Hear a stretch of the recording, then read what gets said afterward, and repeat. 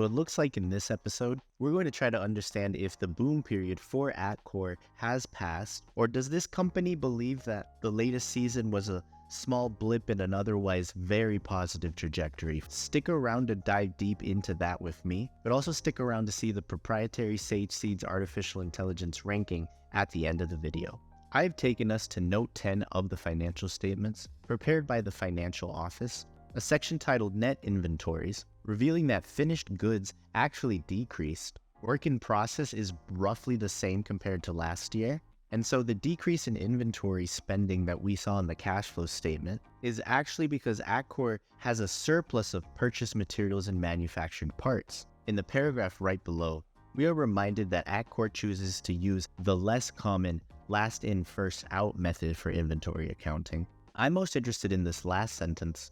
The effect of this inventory reduction results in decreased cost of goods sold and artificially increases operating income. And it's very likely that these little boosts can continue to be done whenever the financial office decides to, since it's a direct result of using last in, first out. The downside of last in, first out is that you do need to have a reserve for if your inventory becomes obsolete. This whole accounting setup is meant to allow Atkore to protect its business from things outside of its control. Specifically, in 2023, prices of the raw materials used to create Atkore products decreased slower than the prices of the products themselves. So most of the operating income situation for Atkore 100% due to the changes in commodity markets. The raw materials specifically include steel, copper, PVC, and HDPE resin, but also to a lesser extent, zinc, aluminum, electricity, natural gas, and the cost of fuel. Historically,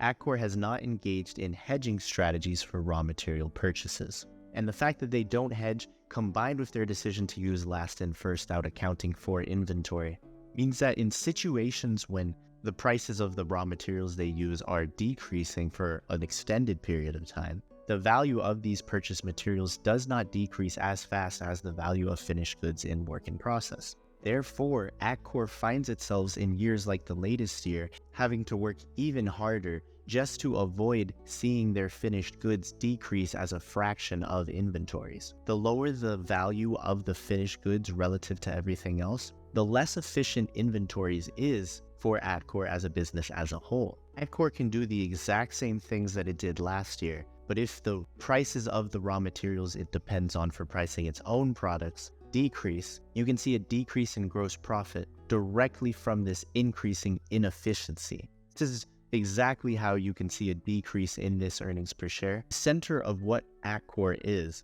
a company that depends on the spot prices of various metal commodities and that has zero interest or effort into trying to hedge their business from changes in those prices.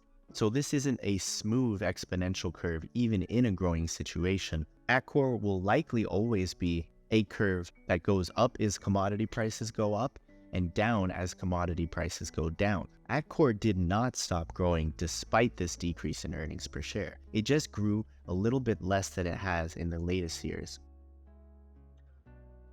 During the period of this annual report, looking at an average price of around $3,900 per ton.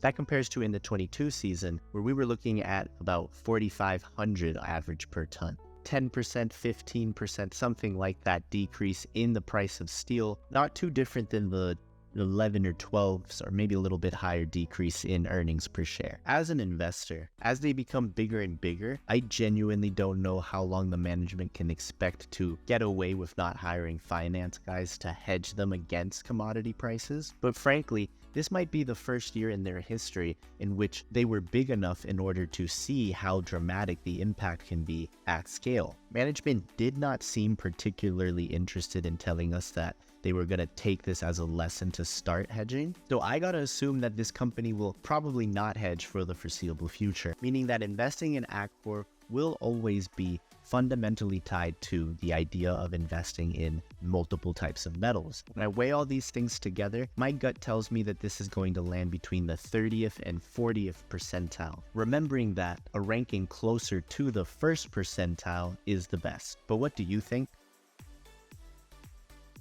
Atkore is ranked in the 30th percentile in value for the 2023 season, very much at the tippy top of the range that I guessed. Do you agree with this quite good ranking?